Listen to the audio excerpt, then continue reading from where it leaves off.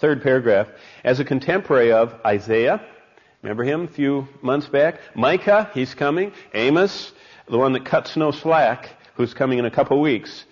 Contemporary to all of them, Hosea writes over a 40 to 79 year. I didn't put 9 in there, but it's just short of 80 years. At least 40 years he ministers, but maybe 80. And there's a real divergence of opinions on that, but he was around a lot. It is this period that Israel goes from the prosperity and security of Jeroboam II, who reigned from 782 to 753. Now, under Jeroboam, I told you about this, and we're going to run into him especially in Jonah, because Jonah is coming in at the tail end of Jeroboam II. And in this time, Jeroboam has extended the borders of Israel right up to the old markers of Solomon.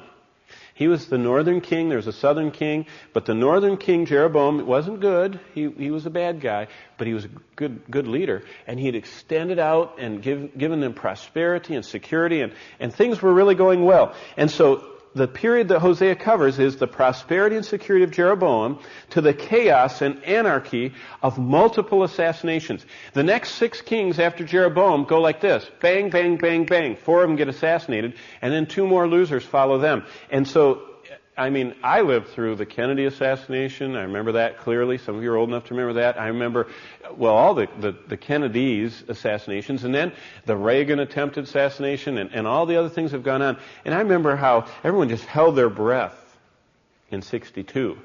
Can you imagine, though, if our president was assassinated, and someone came to take his place, and they were assassinated, and the assassin takes his place, and they were assassinated, and the assassin takes his place, and they were... can you imagine that it would just kind of get a little precarious?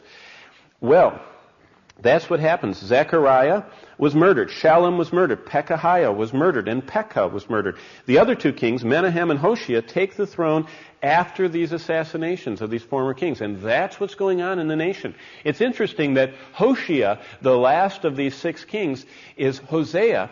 And Hoshea and Hosea mean salvation. And this wicked king has a name he doesn't live out, and Hosea, God's prophet, has a name he does live out, and God's always using little pictures like that. Last paragraph. There is a moral and spiritual bankruptcy. That's what's going on in the nation at this time. Sin is unashamedly practiced. God is abandoned. Now, wait a minute, I'm not talking about 1996. I know some of you thought I was reading the paper right then. I'm not reading the paper. This was the 8th century BC. Very parallel with our times, yes. Worship of the true and living God is replaced by false and lifeless idols.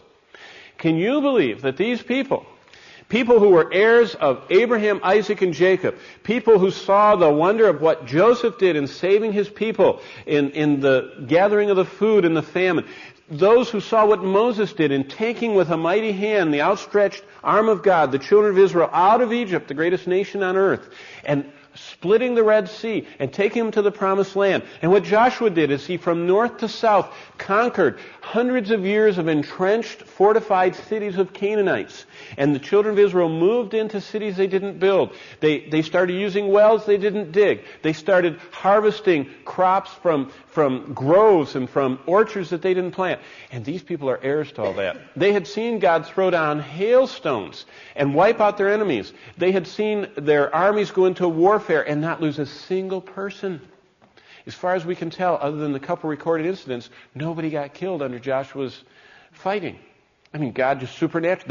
They'd go out there with their swords, and they never got run through themselves. It was a miraculous time. And people that were heirs to all that trade in God for these little stone and wooden and metal things that they would bow down to. In fact, one of the northern kings actually goes out, defeats a whole bunch of the Arameans, and after he kills them all, with God helping him win, he runs out and gets their idols and takes them home and sets them up and goes, oh. Even God says, I can't. You just beat those guys and you're bowing down to their gods? They're losers. And that's what these people were doing. And they were not worshiping the true and living God. They were worshiping false and lifeless idols. Hosea depicts the inward decay of a collapsing nation. Ultimately, Assyria captured and deported the northern kingdom in 722.